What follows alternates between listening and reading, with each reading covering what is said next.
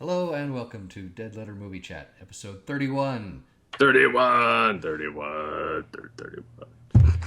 recorded August 22nd, 2016. I'm Tim, I'm Andrew. and we are talking tonight about the new Laika movie, Kubo and the Two Strings. This is a stop-motion animation studio. We previously reviewed their last film, The Box Trolls. They also did Coraline and Paranorman. So this is their new one. This is it's a sort of a fairy tale with a Japanese flavor to it. Although it doesn't look like it's actually based on an existing fairy tale. So it's its own thing. And it's about this boy Kubo who is a storyteller and has this magic from his stringed instruments like a guitar.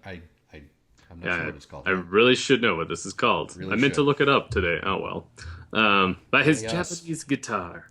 Yeah, three stringed instrument. Yeah. And is able to use this magic power to do really fancy origami and make the paper move and fold itself. And He tells stories as he plays his guitar. yeah. And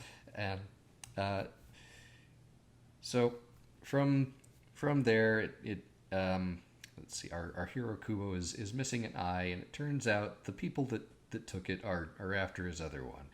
So this is his journey as that all happens, and they come for him. Yes. Inevitably, they come for him. Yeah. Weird. Wouldn't be as much of a story without that. Yes. Kubo was told never to let the sun go down on him, never let the moon shine on him, and he never did. The end of the story. That would be very boring. So yes, Kubo is told not to ever let the moon shine on because his grandfather is a moon king, and We'll surely find him. And we'll surely find him. And of course, one night he accidentally stays out a little too long, and his aunts come for him, and thus begins the hero's journey.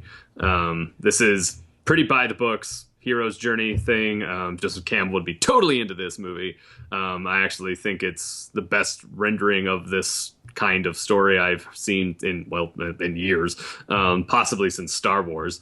The thing that Tim and I kept talking about is that you kind of know everything that's going to happen. Like, you may not know like the exact things that are going to happen, but you know, like, this has to happen, then this has to happen, then this and this and this, because we all know the way the hero's journey works. Yeah, there's a natural order and progression to this that we've all seen 1,000 times.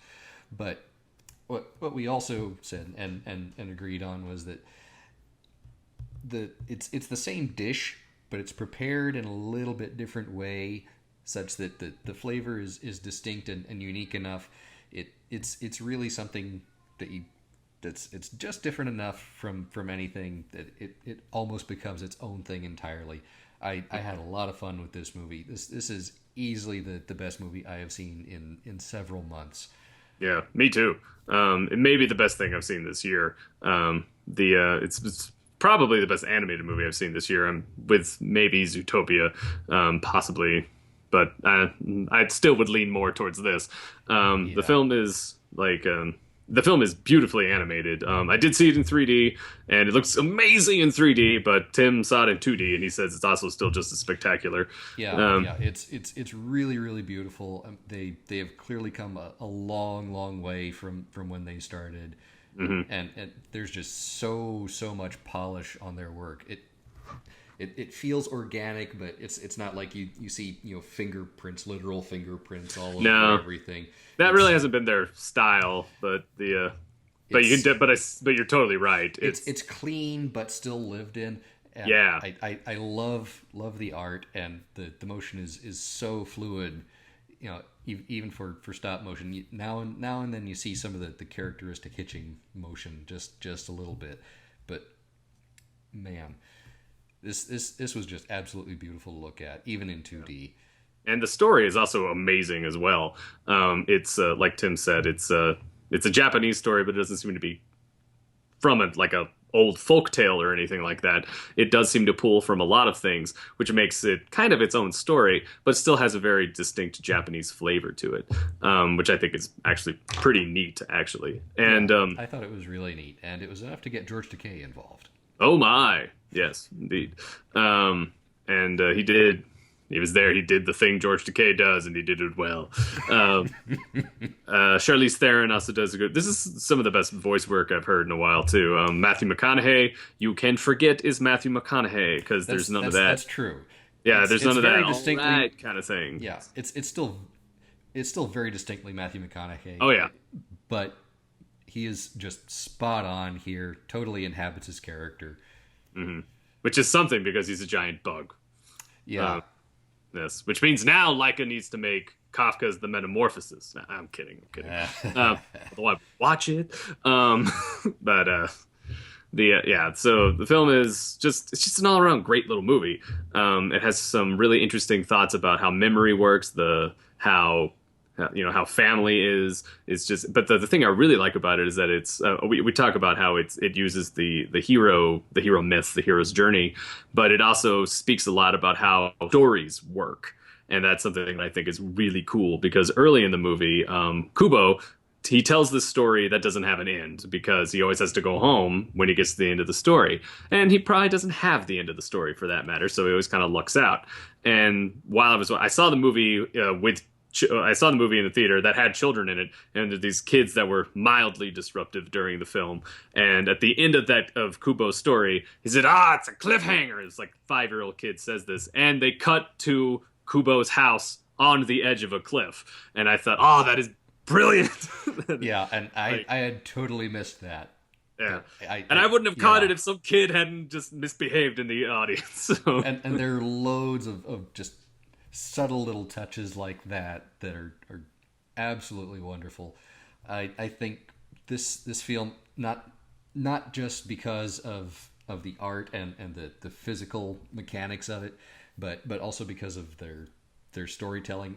They as a studio have evolved and progressed, and I think this is probably their best work. I confess I still have not seen Coraline, but I like this a lot better in terms of its story and its structure and its flow than say the Box Trolls, which as I said we previously reviewed and I liked, was a really fun movie.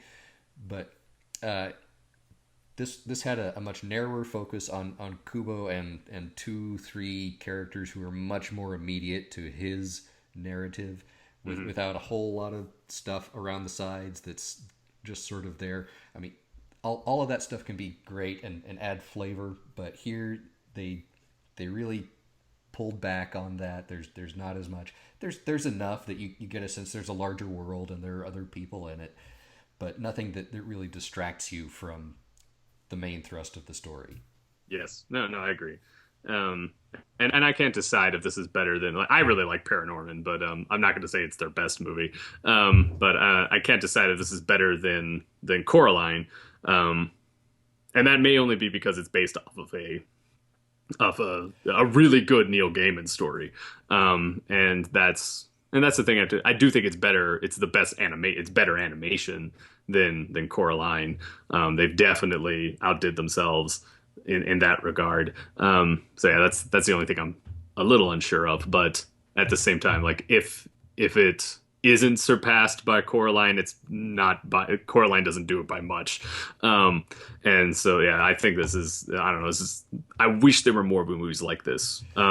The thing I particularly like about it is that because there was children in the theater with me, I thought about this, is that I had seen so many of these kind of influences and stories before, and instead of hurting the movie, it made for a better movie. And the thing I'm really excited about those kids that were misbehaving, from the row for me, is that they're going to learn all those stories themselves later as they get older. And this movie will probably become an even better movie for them, which I think is pretty cool. Good for them.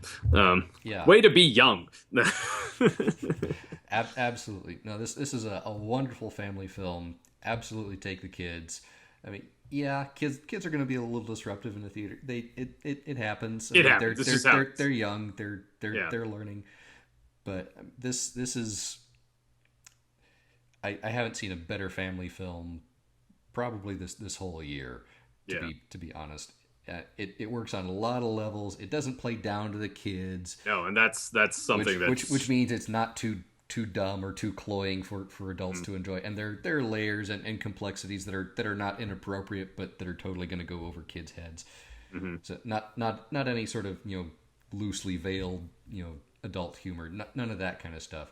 yeah. But there's a lot of emotional resonance that kids are going to miss on a first viewing when they're younger. That Oh, I'm sure there's they'll stuff.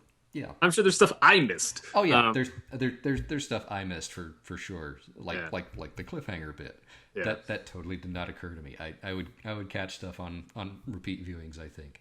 hmm So this movie gets an A from me. A couple of just really minor nitpicks that I'm not even going to talk about because they don't bear mentioning. Yep. It's not worth it. The movie's too good for that. And I feel the exact same way. I mean, like any kind of qualm that I have with it is just ultimately BS. It doesn't matter. It's like a pretentious film person. They don't really mean anything. Sure, like it's not that they're invalid or anything, but that just it's the scope of the film, the way the film works, the way the story is told, all of this. It doesn't hurt the film. So Yeah. like any kind of problem I would have, nothing hurts the film. Like I before we started recording, I said it would have been awesome if the sisters were the Mara sisters, his aunts, if they were they're both voiced by Rooney Mara, but it would have been cool if the other was Kate Mara. Doesn't but that wouldn't have made a better film or a worse film. It just would have been a thing. Yeah, And that and would I have have made me chuckle if I saw their names in the credits together. yeah. But that's And about it. but that's about it. So like, and most of my nitpicky things are things like that. So this definitely gets a solid A from me as well, and I'm buying it on Blu-ray when it comes out. I may go see it in the theater again. I mean, like, Yeah, yeah, yeah. We both just said this would bear repeat viewings. So yep, that's Kubo and the Two Strings. Take the kids take your parents. You'll all have a good time. So yeah. that's the movie. Short and long of it. Yep. Yeah. Thanks for watching, everybody, and we'll see you next time. Bye. Bye.